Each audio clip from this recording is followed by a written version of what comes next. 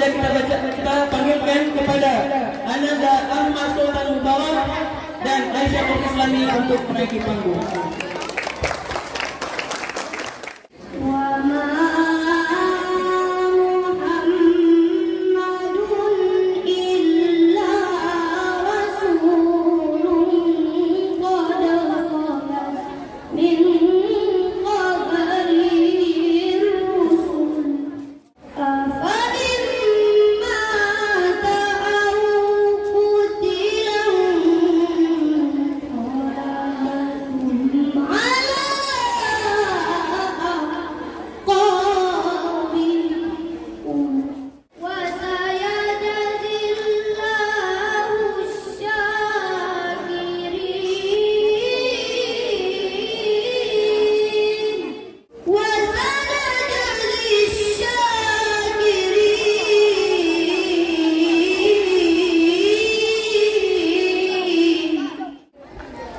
Dan kalau siapa menghendaki pahala akhirat, kami berikan pula pahala akhirat itu.